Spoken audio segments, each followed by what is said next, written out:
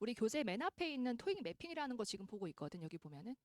여기 내가 파트별로 어떻게 해야지만 가장 시험을 잘 볼 수 있는지, 맞지? 그거에 대한 설명이 나와 있고, 사실 내가 시험 보기 전에 모의고사를 보면서 내가 파트마다 어떻게 행동을 해야 된다 이런 걸 알고 가야 돼. 가서 내가 되게 머뭇머뭇거리거나 뭘 할지 모르면 안 됩니다. 알겠지? 내가 좀 기계적으로 확실히 뭐를 해야 되는지 알면서 문제를 풀면 좋을 것 같은데, 핵심은 이건 것 같아. 봐봐라. 내일 시험장에서 이제 시험지 받을 때 파본 검사할 때 요즘 문제 풀면 그건 사실 되게 뭐라고 하거든. 그래서 파본 검사할 땐 파본 검사만 하는 걸 저도 추천드리겠습니다. 약간 치팅이긴 하니까. 그래서 일단 그 파트 1 디렉션 나올 때 시간이 꽤나 길어요. 봐봐라. 오늘 해볼 건데 시간이 총 90초가 되고 근데 생각할 게 이때 한번 예제가 나온단 말이야. 예제 나올 때 그때 앞에 와서 문제 푸는 사람은 진짜 바보입니다. 알겠지? 오케이? 그래서 예제 나올 때도 그때 어떻게 한다? 그 시간 동안 내가 할 것은 파트 5로 가서 다들 하는 겁니다. 적어도 5개 이상 문제를 푼다. 많이 푸는 분들은 보통 10개까지도 풀긴 합니다. 30개 중에서 알겠죠? 하지만 너무 오버하지 말고 5개 이상만 풀면서 충분한 시간이 있으니까 알겠죠? 쉬운 거니까 실수하지 마세요. 그냥. 앞에서부터 차근차근 푸시고 실수하지 마세요. 알겠지? 예제 끝나고 나서 이제 파트 1 시작합니다라고 해서 Now part 1 will begin 이 말 나올 때 그때 앞으로 와야 돼요. 알겠지? 요때 앞으로 와야 돼. 요때 앞으로 와서 웬만하면 LC 할 때는 LC에만 집중을 하는 게 좋을 것 같긴 한데 사실 나는 파트 1 너무 쉬워가지고 왔다 갔다 문제를 많이 풀긴 하거든. 하지만 아직까지 LC가 만점이 나온 적이 없다고 하면은 좀 겸손한 마음으로 자기가 LC 할 때 LC 문제에만 집중하는 게 좋을 것 같다고 생각은 합니다. 알겠죠? 이해했죠? 그래서 오답 속을 열심히 하면서 문제를 풀면 되고 마킹하면서 알겠지? 그리고 그 오답 수고를 할 때 시험지에 답을 써놔야지만 나중에 마킹에 문제가 생기면 확인할 수 있으니까 문제지에 답 쓰고 마킹하세요. 알겠지?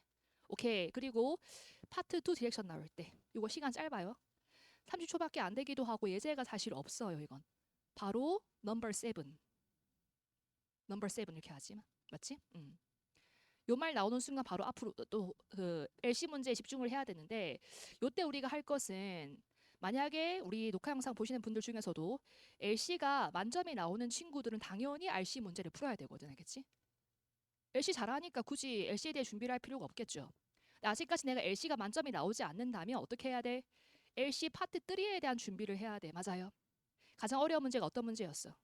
의도 문제였죠. 그래서 따옴표 의도 문제 2개가 있으니까 이 문제의 위치를 체크하고 대사만 해석을 해놔도 조금 더 편하게 문제를 풀 수 있어. 알겠지? 다시 어떻게 한다? 파트 2 디렉션 나올 때는 그때는 당연히 바로 옆에 있는 파트 3에 있는 의도 문제 따옴표 문제 2개 위치를 파악하고 대사를 해석한다.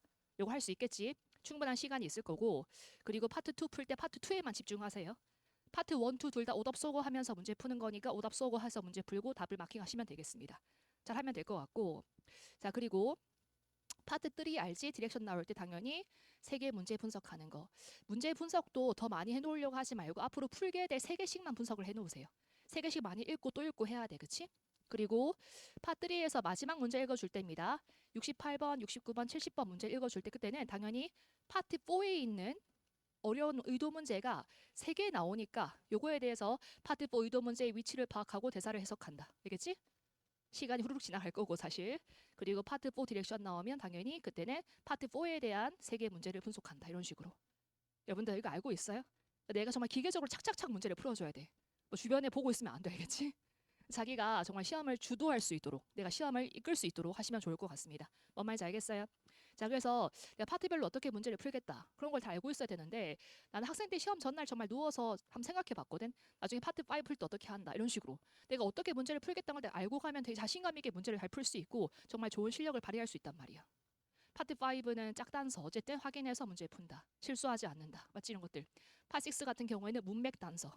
문맥 단서고 접속 부사 문제라든지 문장 넣기 문제를 주의한다라든지 맞죠?